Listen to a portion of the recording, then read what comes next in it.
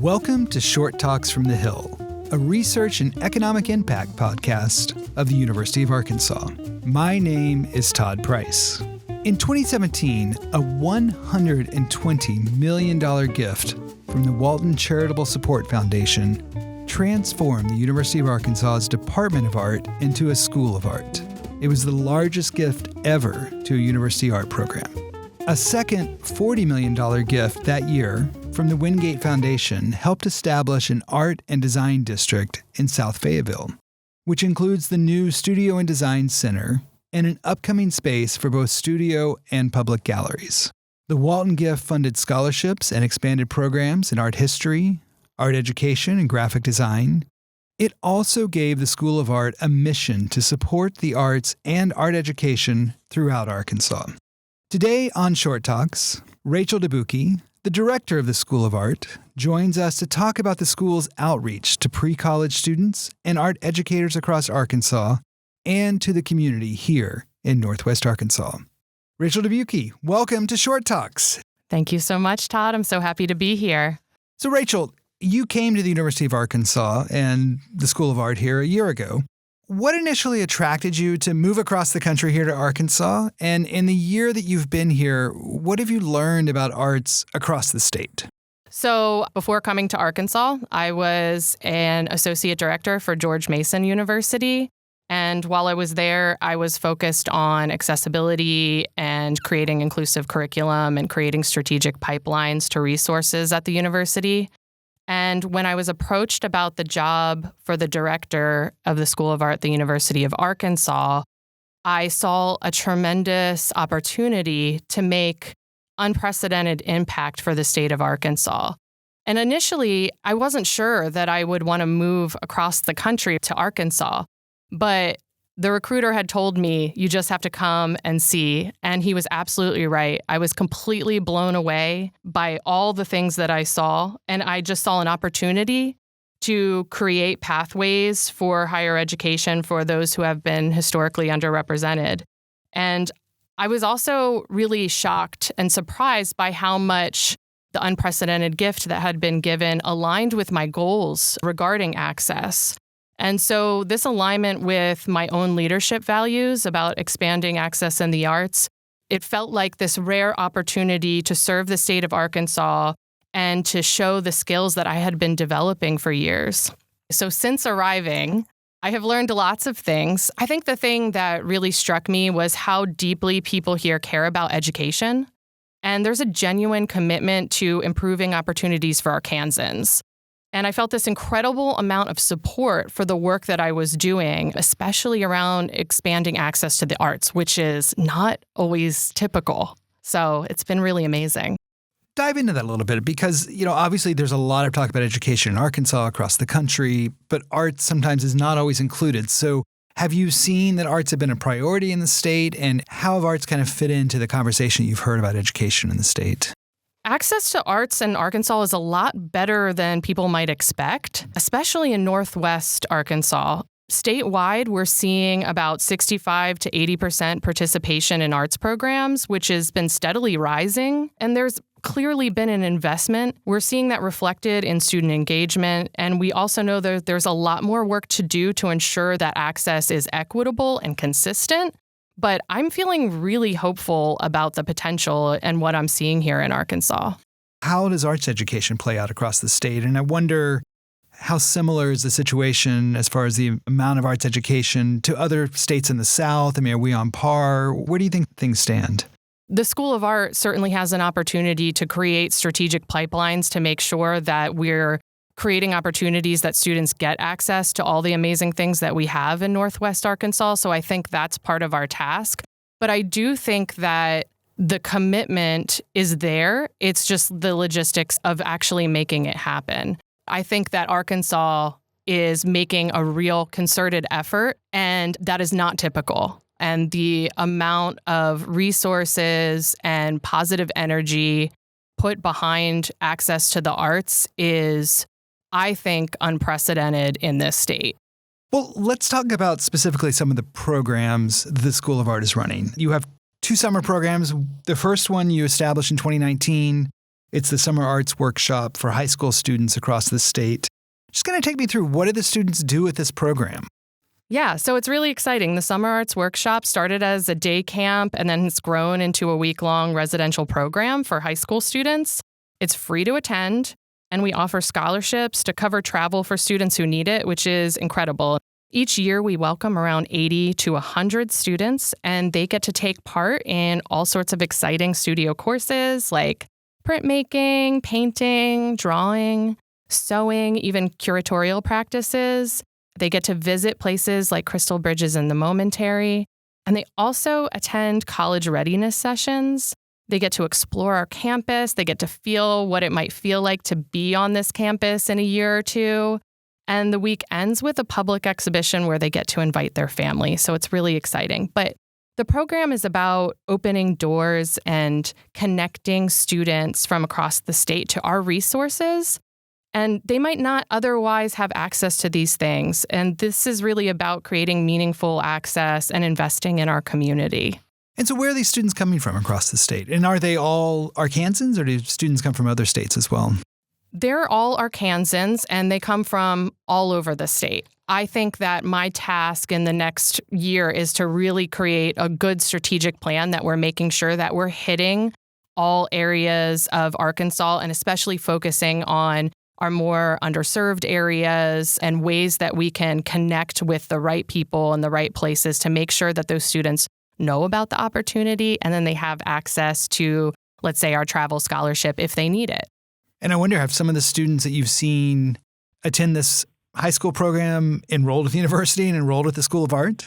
Yeah, we have seen that. We've seen students come to the camp and then show up on campus in the next year or two. It's a super exciting full circle moment. So the second program that I wanted to talk about, and it's brand new, it's called Art Lab and just launched this summer. And this is a program for arts educators across the state. So these are teachers from K to 12. And so how did this program come about? What was the need that the art school saw, and how did this program develop? So leadership and our recruitment and outreach team have been talking about doing this for a while. And so we started with a kind of exploratory email, seeing if folks would be interested. And then we immediately had our first pilot filled just off of that one email. We didn't even get a press release out. And so it was really clear to us that there's a demand. And so now we're just focusing on how we can actually grow the program and make sure that we're aligning with what teachers really need in providing innovative curriculum and the resources that they need to be successful when they go back to their classrooms. How many arts teachers participated in the first year? The first year had 30 participants, and we hope to expand that. We might do 2 cohorts next year. We'll see. We just ended this last week, so we're gathering all of the survey feedback, and we hope to take that and make really thoughtful changes. And were these high school arts teachers, elementary? Who was coming to the program? It was art teachers from all different areas, high schools, elementary schools, from all different regions. It was a pretty exciting group. And so tell me about the program. You, I assume, got to interact a lot with these teachers as well as they went through it. So what did you learn from them, and what do you think they got out of the program? So the teachers are given tools to develop innovative and inclusive curriculum. They get network of support from across districts. I think one thing that's important to note is that this professional development workshop's approved by the Arkansas Department of Education. So it really aligns with the goals of the state education. But we gave them resources. They worked with faculty. They developed new techniques. They learned from different lectures. They worked closely with our graduate students. So it was a wide variety of different things. And we hope that through this pilot, we learn more what they're interested in, what will help them advance as teachers, and ultimately improve the landscape of arts education across the state. I think we have a real opportunity here in our education program to be a leader among the nation in what we're doing in arts education and outreach. So I assume also the teachers receive continuing education credits, those credits that teachers need every year to keep their certification. They do. Yes, they receive those credits that they're looking for. We do a little certificate ceremony at the end to honor their completion. And it's been a really nice moment. Yeah, and I guess so many art teachers are also artists themselves, so I'm sure they really enjoyed working with fellow artists. Yeah, we got an overwhelming response for teachers that really just wanted this concentrated time, not to just be lectured to, but to do hands-on workshops where they can work on their own craft. And that was something that we really zeroed in on for this arts lab. The School of Art has this impressive new studio and design center, a beautiful contemporary building in what's called the Wingate Art and Design District here in South Fayetteville. You just broke ground on a new building next door. This new building will go between the art school and the architecture school's Anthony Timberland Center. What are your plans for this new building? This building really represents the heart of what we do, which is thinking about community outreach. The Wingate Art and Design District was built to expand access, empower students, and connect the community to contemporary art and design. And that's exactly what this building is going to do. It's going to house our public galleries, our foundations program, which is our first year program for students, experimental media arts, and arts entrepreneurship spaces. We're describing this building as the front porch of the school.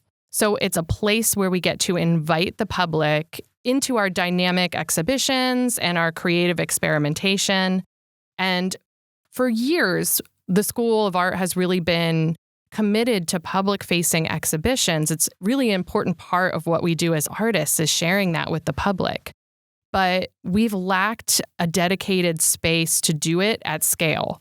So with this new building, we have a network of galleries that can support student work, national and international artists, and we can also develop new forms of community engagement, which I know that the city of Fayetteville is really clamoring for. So it's not just a building. It's going to be a place for connection, for dialogue, and to really pull people in. And so I guess I'm thinking not only exhibitions, but maybe events. We have a lot of flexibility in that space, and we are excited about the potential to kind of allow the community and the space evolve over time and be responsive to the conditions of Fayetteville, the conditions of the art world, the conditions of the school and the university, and kind of roll with it in that way. Well, I know you just broke ground, but when do you think it's going to be done?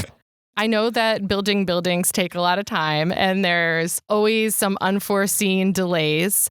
We are slated to be opening in the fall of 27, but if you quote me on that, when fall 27 approaches, it might not be good for me. So maybe spring, we'll see.